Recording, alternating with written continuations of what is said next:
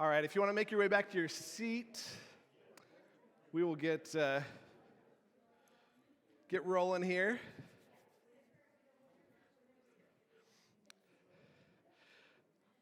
I feel like the ship is going to be tilted a little this way this morning. We're a little light on this side and heavy on this side this morning, so maybe I'll turn a little bit, see if I can focus on that. We are starting a new, not a new series, but a new old series this morning, outlining the story. If you remember back at the beginning of the year when we were in Ecclesiastes, I tried to break up Ecclesiastes with this other series. And so we did about 4 of these early on in the year. And then I kind of pushed through Ecclesiastes. We went into the Q&A series over the summer.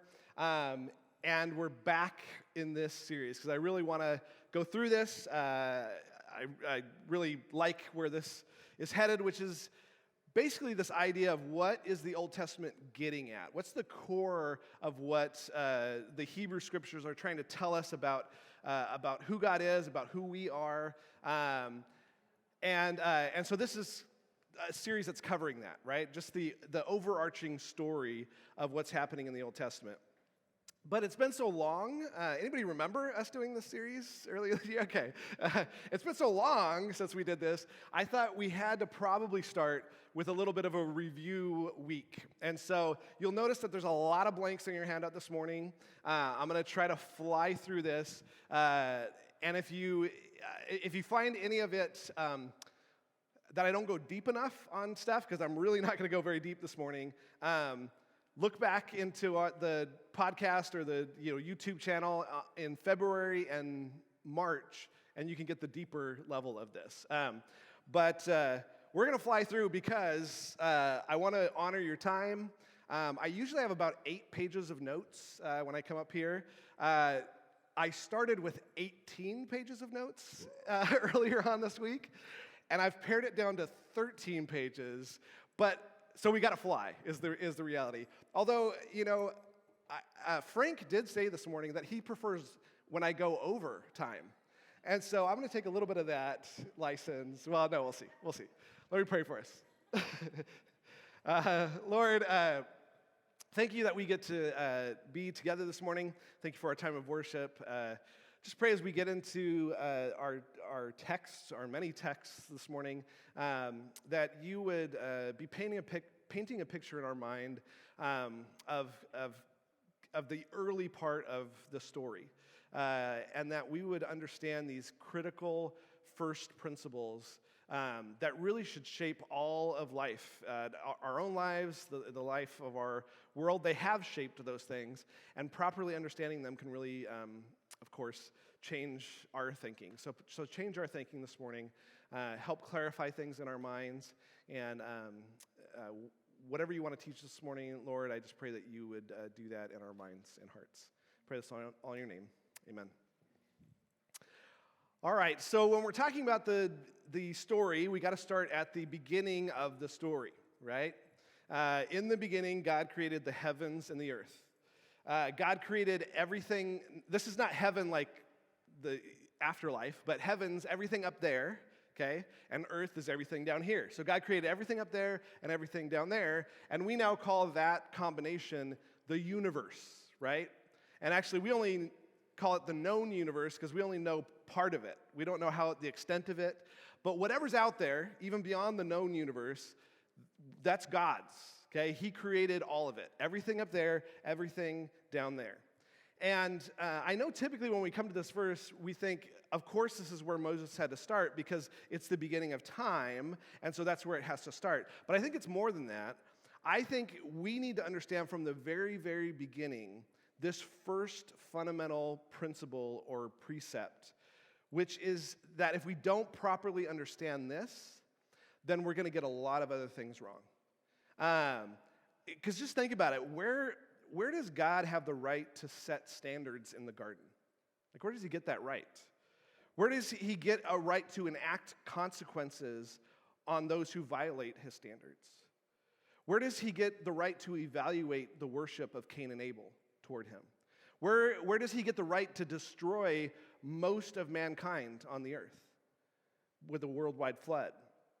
Where does he get the gall to ask a father to kill his son? Is that even morally acceptable? Where does he get the right to elevate one people group among all the people groups of the earth? Where does he get the right to allow that same people group to be enslaved in Egypt?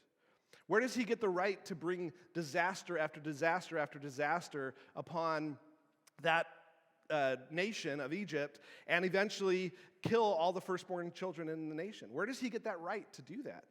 Is that even okay for him to do that? Where does he get the right to ask that people to basically exterminate a whole group of people and set up their own nation in their land? Where does he get the right to do that? These are questions that are asked in our culture all the time. And the answer is fairly straightforward. If he's not the creator, he has no rights to do any of that. In fact, he is a horrible, horrible being. But if he is the creator, if he did give life and breath to all things on this planet, he has every right to everything and every being on the planet. And so whatever he wants to do, anytime he wants to do it, for whatever reason he wants to do it, even if we don't know the reason, it doesn't matter. It's his creation, right? And for us as the created to somehow sit in the judgment seat of the creator is just foolish, although we're foolish a lot, right? So lots of blanks to fill in this morning. Here's the first couple of blanks. These are all the points that we covered early on, or at least part of the points. God is the creator of everything, so he has the rights to everything in all creation. God has the rights to everything in all creation. This is why we start here, is we got to get this right if we're going to get the rest of it right. It goes on.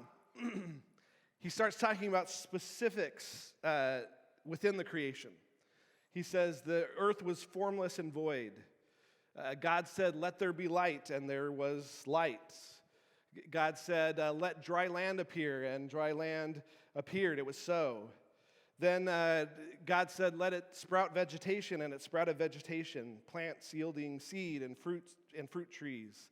It was so. He said, "Let there be lights to separate the day from the night," and it was so. He said, "Let the waters teem with swarms of living creatures, and let birds fly above the earth."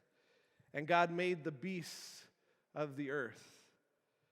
So, in this quick kind of summary of this, the idea is that without God in the picture, the universe would have no form. It would be completely void. It would have nothing, and it would be nothing without him.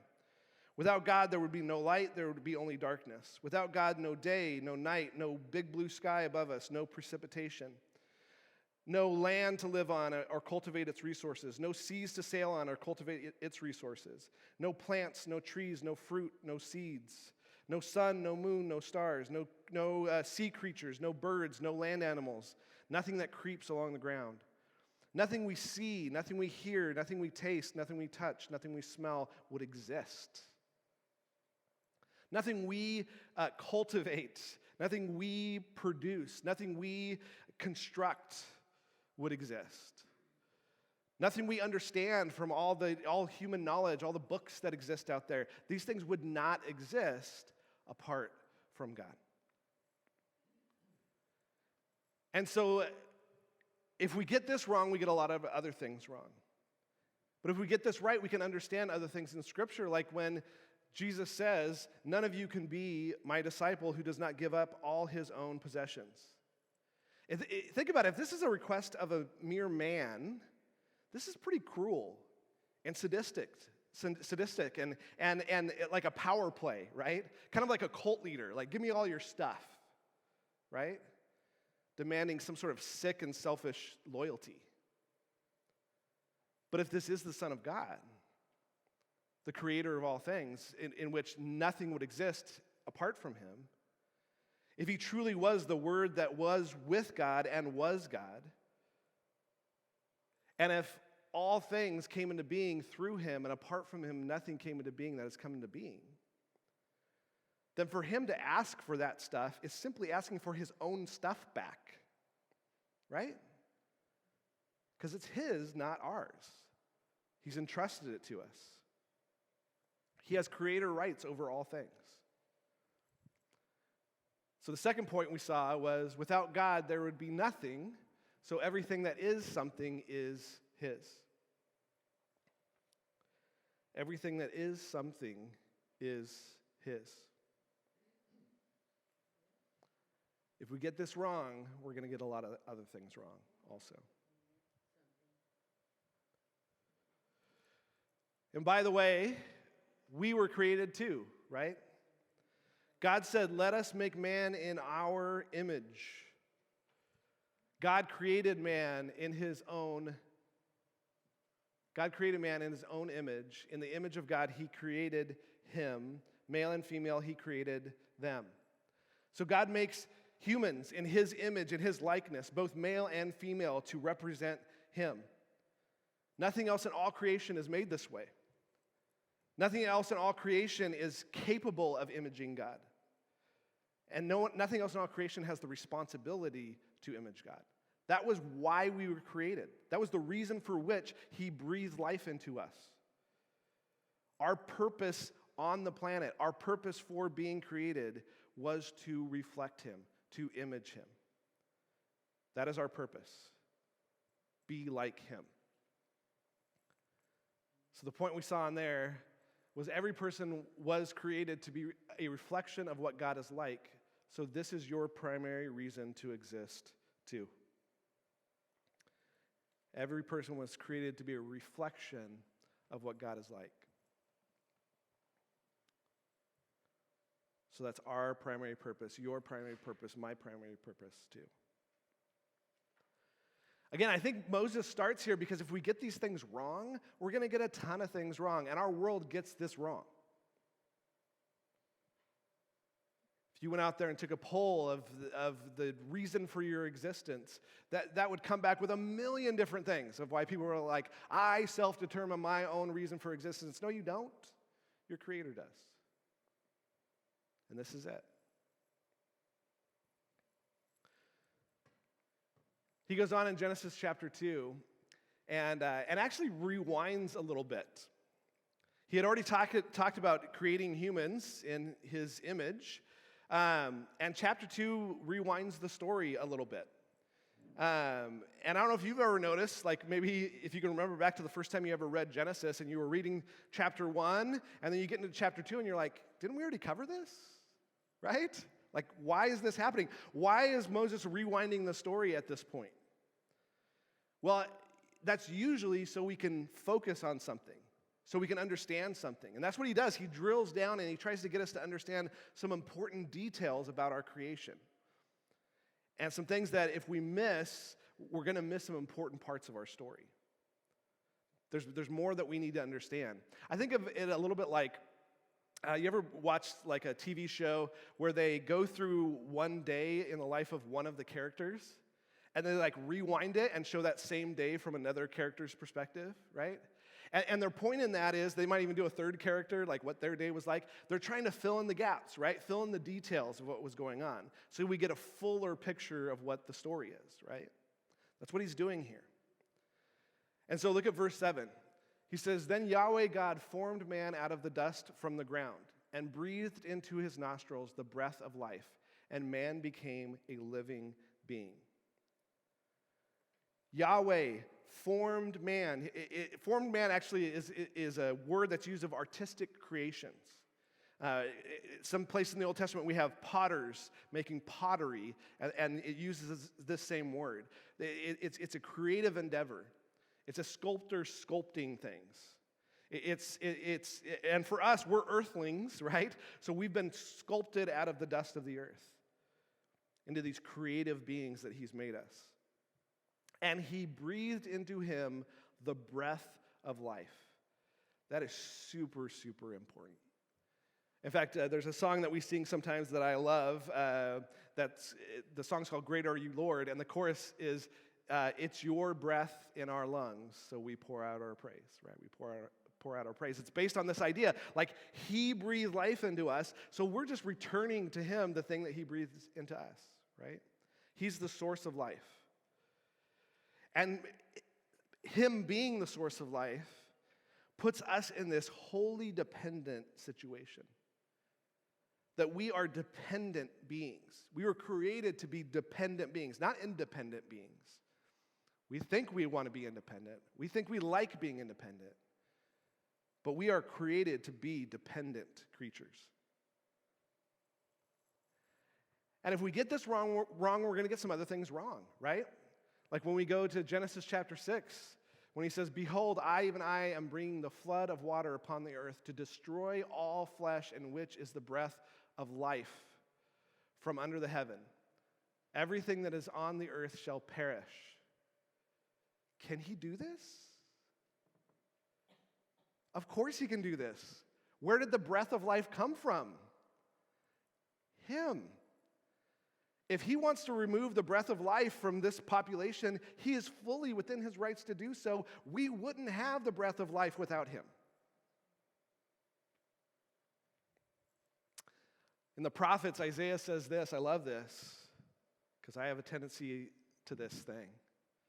He says, "Stop regarding man, whose breath of life is in his nostrils, for why should he be esteemed?" The context of this verse is basically Isaiah saying, we should be pretty terrified of God. Like he is a powerful, powerful being. Like imagine if someone had a loaded gun pointed to your head. And maybe that person is really, really nice, and you're like, they're never going to pull the trigger. But are you going to be nervous? Yes, you're going to be nervous, because that power behind what that person has is so great, you could lose your life like that. This is who our God is. And he's far more powerful than any gun. And he ends it with this: "Stop regarding man, whose breath of life is in his nostrils." Who provided the breath of life? God himself. Why are we worried about people? We should be worried about God. Far more concerned about him than about what others think. The point that we looked at there was God breathes life into every person. So everyone is in a fundamentally dependent relationship with God, whether we live that way or not. God breathes life into every person, so everyone is in a fundamentally dependent relationship with him, whether we live that way or not. We can't get this wrong. Or if we get this wrong, we're going to get a lot of other stuff pretty wrong. And I think we do. He goes on, and he plants a garden. So God plants a garden. He places man in the garden. He grows a bunch of trees in the garden. They're all beautiful. They're all good for food. All various kinds of trees. It's a crazy amount of trees. And he's like, here's the abundance. Go take from this abundance, right? But then he grows 2 additional trees. He grows the tree of life, and he grows the tree of the knowledge of good and evil. And then Yahweh God took the man and put him in the Garden of Eden to cultivate it and keep it. This was the purpose for mankind, to cultivate it and keep it. Yahweh God commanded the man, this is the work that he was to do, saying, "From any tree of the garden you may eat freely, but from the tree of the knowledge of good and evil you shall not eat, for in the day that you eat of it you surely will die." What's the deal with this? Why would God place this tree in the garden? I mean, there's a ton of other trees, but why even put this tree in here? I don't know about you. I don't know if you remember first having this thought. I remember this in high school. I was like, what is God's deal? Like, what's the point of this? Why in the world would he do this? Just don't plant that last tree, right? Leave it. Why even leave it open to the possibility that something might go wrong? Well, it's a pretty simple answer. Without the possibility for something to go wrong, then there is no possibility for us to do good. There's no possibility for us to love. When we have no choice to love, we can't, when we have no choice not to love, we can't choose to love. Love can't exist that way. We cannot choose good without the possibility of choosing evil. We can't choose to do right without the possibility of being able to choose to do wrong. There's no choice if we don't have the choice to do wrong. We can't choose obedience if we don't have the choice to rebel. And so this tree serves a very, very important function. It gives mankind free will. It gives mankind volition and choice. He creates this ability for mankind to choose. And he creates it for a very specific purpose. He creates it so we choose him. So we obey him. So we love him. That's why he's given us the ability to choose, the ability to obey, the ability to love, is so that we can choose him. Yeah, I think we all know that humans have a tendency with that freedom of choice to choose ourselves, right? To obey our own desires, to love ourselves, to love our own lives.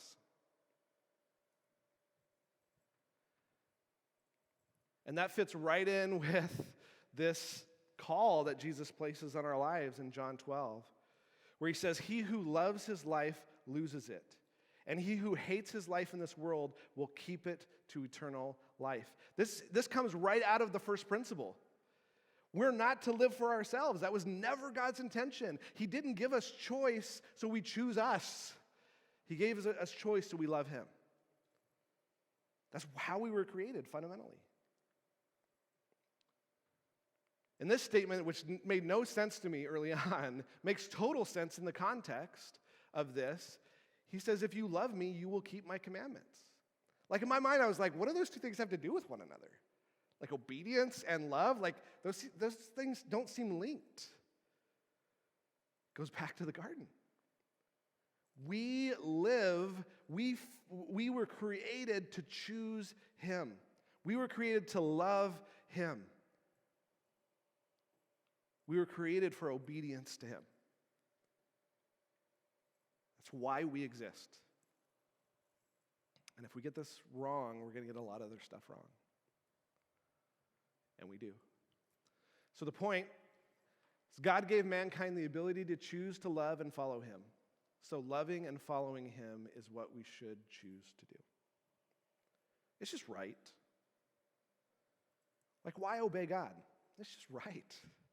Why choose him? It's just right. Like, it just is, we're just fulfilling the reason for which we were created. The purpose for our creation was to love and choose and obey him. So we're just doing what's right, doing what fits, doing what makes sense.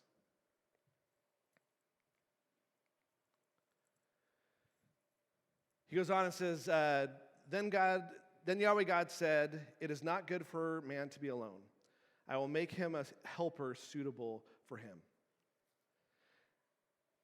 He's looking at it, he's like, this is not good. It's in fact the first time he says something's not good. He's like, this is not good. This is not right. My creation is not complete. There's something missing. Man needs some help. Man cannot do it alone. And so he needs a being, a creature that is suitable for him. Man needed help, and a very, very, very specific type of help, a suitable type of help, a corresponding type of help. Something to be opposite him.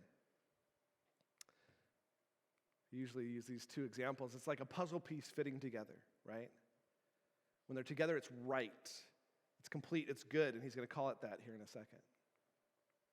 It's like a block puzzle, you know? You got square shapes that can't go in the triangle or in the circle. It's got to go in the square. That void, that square void, just is incomplete without the thing that fills it, right? But Adam looks around, and a suitable helper was not found. Nothing in all creation corresponded to him. It's like the missing puzzle piece.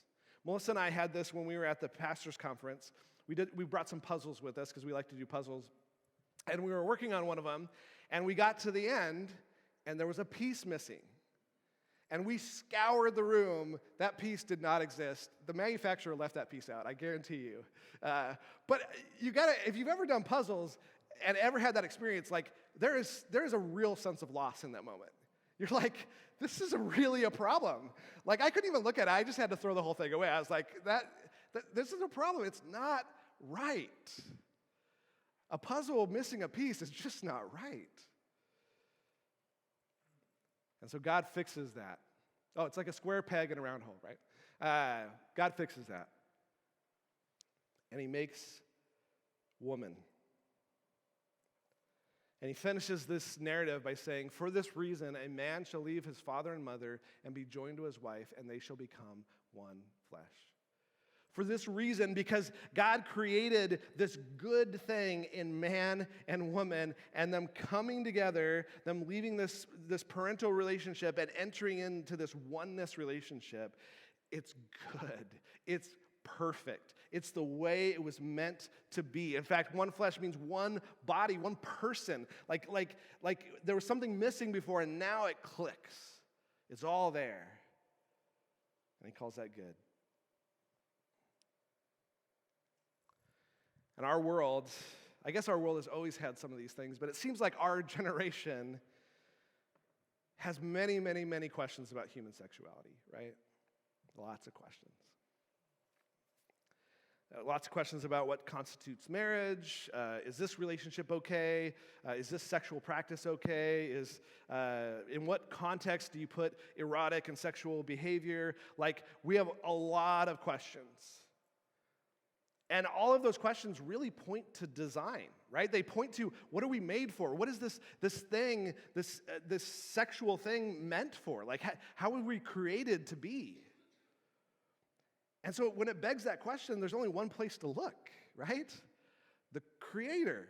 How did the Creator create us to be? What's his desire for mankind? And this is it. I very much agree with G.K. Chesterton. He says there are many ways to fall down, but there's only one way to stand up straight. While humans seem to have an infinite ability to find new ways of falling down, right? New ways of doing evil, new ways of twisting the good gifts God has given us into something unrecognizable from the good gift. This is the purpose and the function of marriage. This is the purpose and the function of the sexual relationship in one man, one woman, permanent fellowship, oneness. Everything else is fallen down. And I found that when I'm having some of these conversations, people want to say, well, show me where this way of falling down is demonstrated in the Bible, where it says don't fall down that way. That's not the point. Although there's plenty of places in Scripture where you can point to what that falling down looks like, it doesn't matter what falling down looks like. We'll create plenty of new ways to fall down. The point is, this is the one and only way to stand up. All the rest is falling down. And if we get this wrong, we will get a lot of things wrong. And our culture and our world gets a lot of things wrong in this area. The point on your handout is God created woman as a necessary complement to man. So a wife being permanently joined as one to her husband is God's good plan for sex and marriage. A wife being permanently joined as one to her husband is God's good plan for sex and marriage.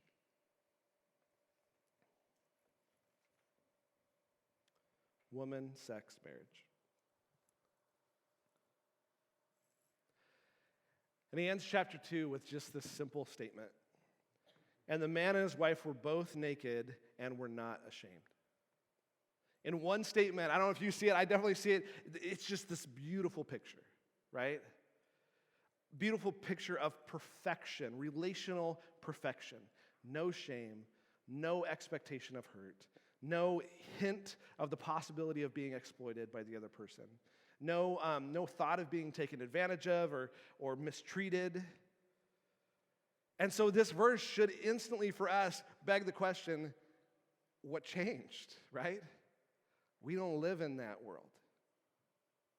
This is not the world we know. We experience shame. We experience hurt. We experience mistreatment. Where we expect to see justice, we see injustice. Where we expect someone to do the right thing, they're doing the wrong thing. Oppression, exploitation in every corner of our society and our world. War, famine, starvation, these things just aren't right. So it should cause us to ask why. Well, let's see. We get into chapter 3, and the serpent asks Eve a question. What rule, what standard are you supposed to live by?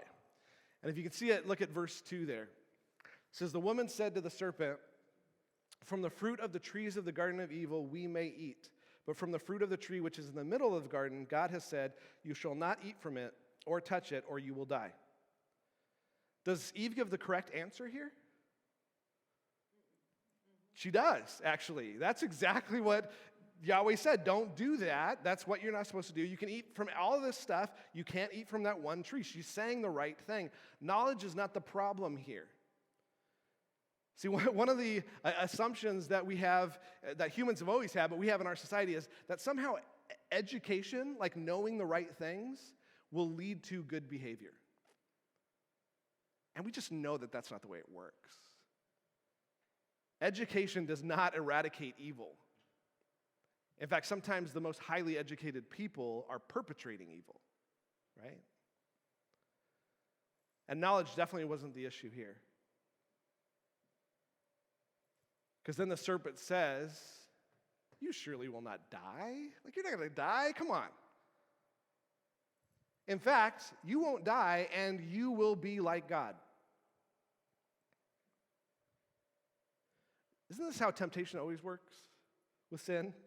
Like, we look at something, God says, you know what, that is not good for you. And we look at it, and we go, I don't know, kind of looks good to me. Kind of looks good for me. And God says, no, that's going to bring you death, because sin always brings death. And we hear this little voice going, you know what, I think it's actually going to bring you some life. Like, some good things are going to come out of that if you just dabble in it a little bit. Yeah, right. She took from its fruit and ate. She gave also to her husband with her, and he ate. Adam and Eve ate. They took all of God's good gifts to them. They took his good gift of free will. Like, here you can make choices, right? This free will that was meant to keep us in relationship with God, right? To experience relational intimacy with God. We took our capacity to love Him, to obey Him, to choose Him, and we took that ability and we chose self. To satisfy our own desires. To glorify ourselves, we can be like God, more than what we are. We chose to love our own lives instead of loving Him. And we've been doing it ever since, right? Because I think sometimes we can look at this and go, man, this is like the past. I want to kind of wash my hands of it. Maybe we collectively as humans can wash our hands of it, and we can go in a different direction. But instead, we know this to be our present reality. We know this to be what's going on with us today, not 6,000 years ago. Not just 6,000 years ago. Romans 1 says it this way, 125 says, for they exchanged the truth of God for a lie and worshiped and served the creature rather than the Creator, who is blessed forever. We're still doing what they did in the garden. James 1 It says, but each one is tempted when he is carried away and enticed by his own lust. When lust has conceived, it gives birth to sin, and when sin is accomplished, it brings forth death. This is how it always works. It worked for Adam and Eve that way. It works for us this way. Every one of us has bought the lie. Every one of us has put our desires over our created purpose. We put our desires over obedience and worshiping our Creator. We've been carried away. We've been enticed to satisfy our own desires because that disobedience just looks so good. But it only brings death. The point on the handout was humans took God's good gift of choice and used it to serve themselves instead of their Creator.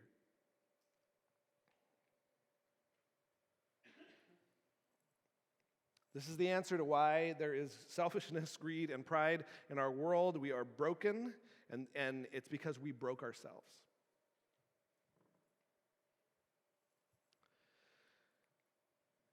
Genesis 3 goes on and says, then the eyes of both of them were opened, and they knew that they were naked, and they sewed fig leaves together and made themselves loin coverings. This is in direct contrast to the end of chapter 2, where the man and wife were both naked and not ashamed. This is a direct contrast to that. Where there wasn't shame, there's now shame in the picture. Right? Where there was this blissful reality of no expectation of hurt or being exploited, now we have the possibility of hurt and exploitation, right? Where there was not even a possibility of evil in their minds, now evil is lurking around every corner. This is not how it was supposed to be.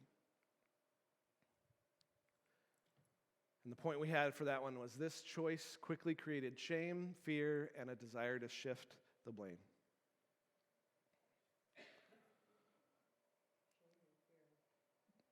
This choice quickly created shame, fear, and the desire to shift the blame.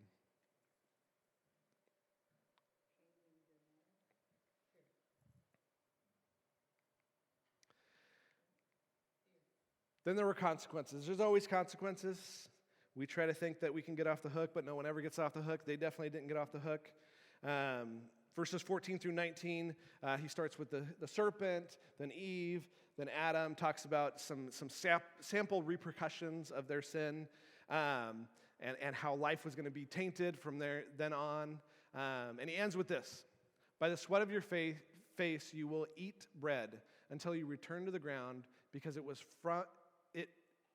from it you were taken, and you are dust, and to dust you shall return. This is no small thing he's talking about here. This is the introduction of death into the world. Before there was only life, now death is a real possibility and is a reality for all people, which continues in the New Testament. 1 Corinthians 15, in Adam all die. Romans 5:12, therefore just as through one man sin entered the world, and death through sin, and so death spread to all men because all sinned. This cancer of death spread to all people. It didn't exist before, but now it's a real possibility in the world. And even though humanity tries to dodge death, extend life in trying to avoid death, there's all sorts of money being spent on life-extending technologies out there. The reality is death is coming for us all, right? And the struggle, the pain, the hurt, all real realities in our world, and will continue to be that. Again, these are first principles. We got to get these things right. These are core to who we are as humans. This choice has done irreparable damage to the world and condemned humanity to a life full of pain, suffering, and ultimately death.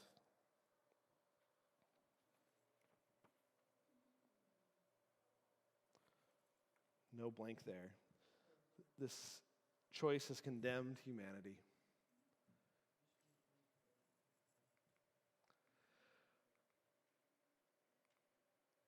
So we got this really negative, disappointing picture of things.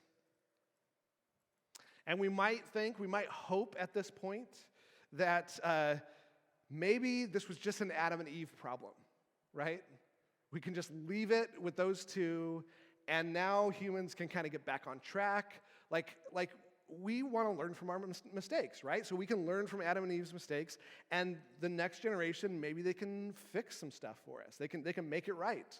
Because obviously it didn't work out well before, so this is going to work out right now, right? Eve gets pregnant twice. She gives birth twice. She produces the first two new humans in the world. One's a farmer, one's a rancher. Might be a lot of hope at this point, right? Hope that maybe this generation can fix things. They both bring offerings to Yahweh, which sounds like a really good thing, right? Yahweh favors Abel's offering. He ignores Cain's offering, and Cain gets ticked. Really, really ticked, enraged. And Yahweh tries to help him understand his rage and say, you know what? You haven't sinned yet. You're really angry, but you haven't sinned yet. Now is the time. Sin is crouching at your door, and you can choose the right here. But this happens. Cain told Abel, his brother, and it came about when they were... It came about that when they were in the field, that Cain rose up against Abel, his brother, and killed him. Great. Next generation, first picture we have, Cain killing his brother. And we got to understand, a lot of us try to, I know I do, we try to relate to the good side of every story, right? Like we relate to Abel and go, man, I just think about how much people persecute me, right? And we look at Cain and we're like, ugh, can't believe Cain did that. You got to understand, the author's trying to communicate to us, we are Cain, right? We're the problem here. We're not the solution. We're not the good ones. We're the ones that are causing the problems. And that just continues. I think I have a point here. Yeah, sin did not end with Adam and Eve. The next human in line continues the pattern of sin and brokenness established by his parents. Sin did not end with Adam and Eve. The very next picture, right after that, we're like, you know what? Maybe the first two humans couldn't get it right, but maybe if there's enough time and enough people on the earth, and we can put our heads together and our brains together, and maybe we can figure this thing out and we can make humanity better. We still have that impulse in our world. It's called humanism.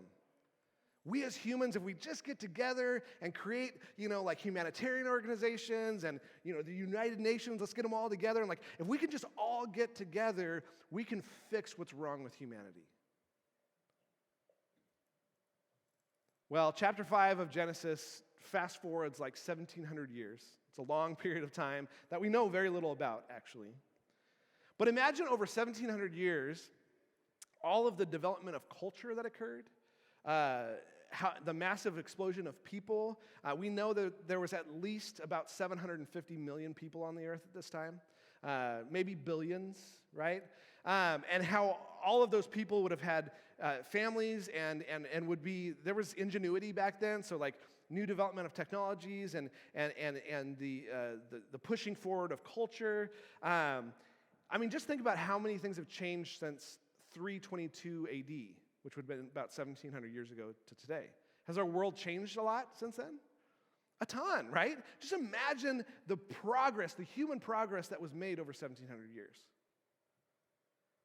And you might think with that long to get things right, and that many people trying to figure out how to make things right, and figure out what went wrong with the first couple generations, maybe we could get it right. But we fast forward 1,700 years and we get this. Then Yahweh saw that the wickedness of man was great on earth, and that every intent of the thoughts of his heart was only evil continually. Wow. As people increased, wickedness increased. There could not be a more emphatic statement that the author makes here about the depravity of humans at this time. every intent, every single intent of every heart was only evil, nothing but evil, continually, all the time, nonstop, unending, every moment. And God looks at this, and I can just see him shaking his head. The text doesn't say he shakes his head, but I could see him shaking his head and going, what in the world is going on here?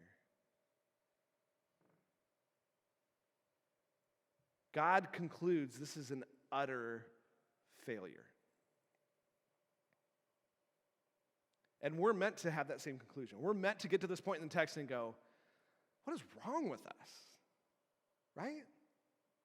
What is going on with us? Mankind was created to be a reflection of our Creator, and when given the opportunity and given every opportunity they possibly could have to do that, their God-given choice was to choose everything but Him, to reflect everything else other than Him. Every intent, every heart, only evil all the time. So God decides to wipe them out. Seems like the right solution. And thankfully, this narrative talks about all this stuff, and then thankfully there's this one verse that says, but Noah was considered a righteous man, right? Okay, we dodged a bullet, right? Because we all should have been wiped off the face of the planet, but thankfully there was this one guy who saved us from utter annihilation, which is what we deserved. What's wrong with us? The point on your handout, if you want to fill it in, or at least part of it's there, after almost 2 centuries of civilization, humanity had not gotten better, but far worse. So God wipes them off the face of the earth.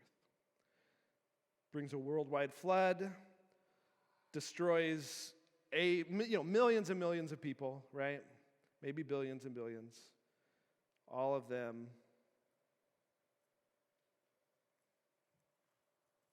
gone. Justly gone.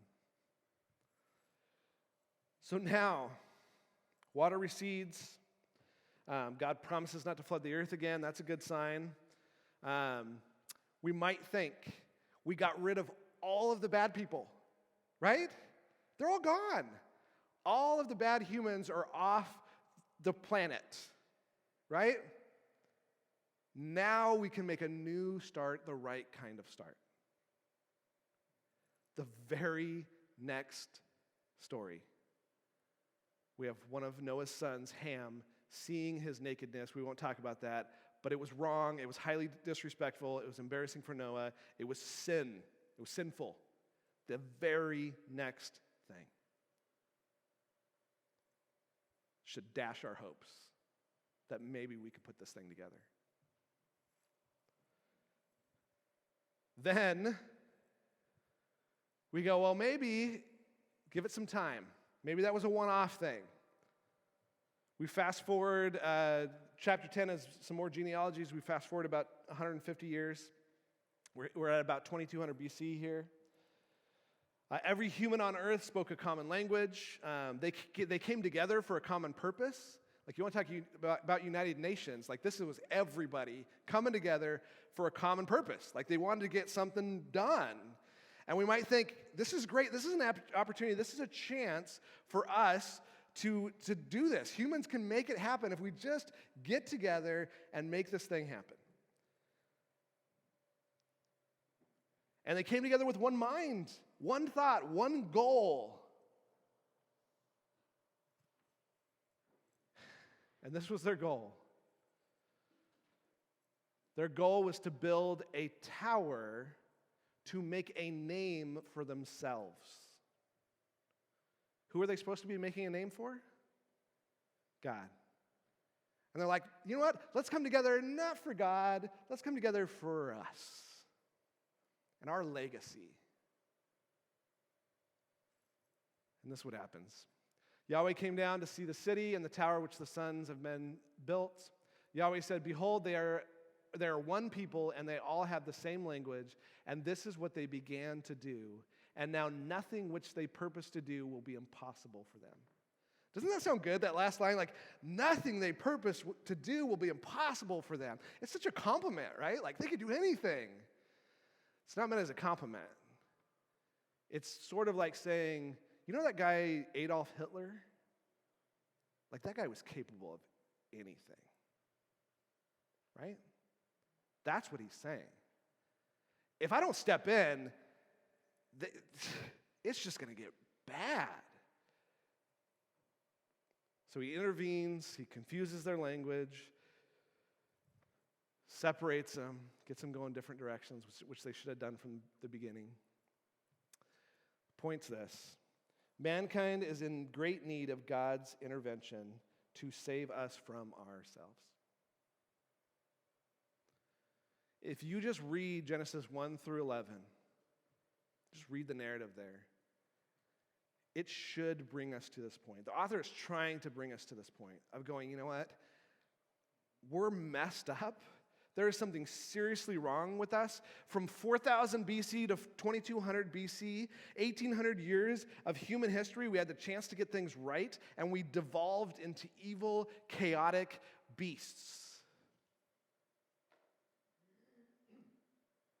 Can we fix the world? Not a chance. Not a chance. Can we address what's broken in us? No. We should come to no other conclusion from these chapters. We are not the answer. All of our solutions are bad solutions. And a lot of times we think, hey, you know what? How we're going to get right is we just need to identify the bad people in the world, right? We just need to call them out. We need to shame them. We need to cancel them in culture. We need to kill this group of people, because if we just get rid of and marginalize all the bad people in the world, then all us good people can thrive, right?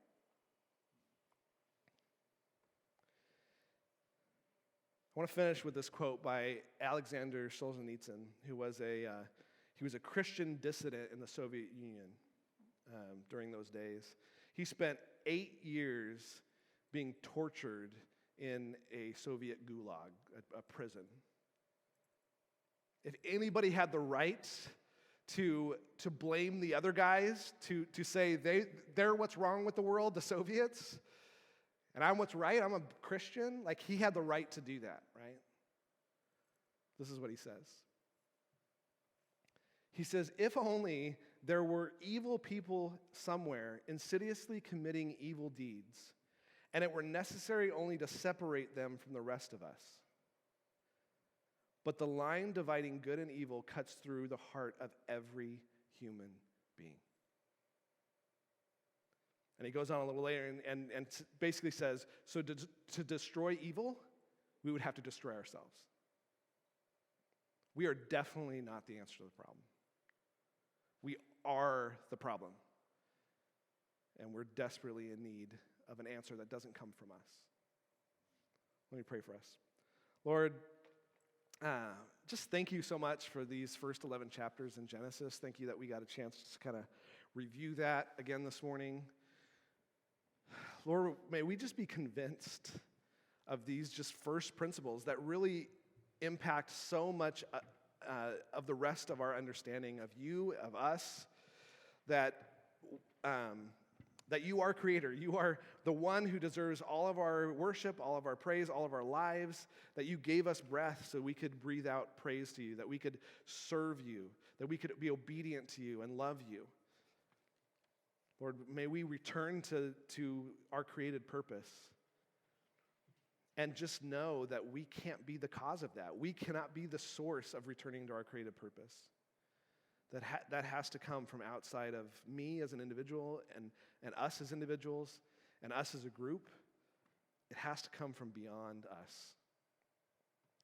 And Lord, thank you that we know where the solution comes from, and it's from you. Pray this all in your name. Amen.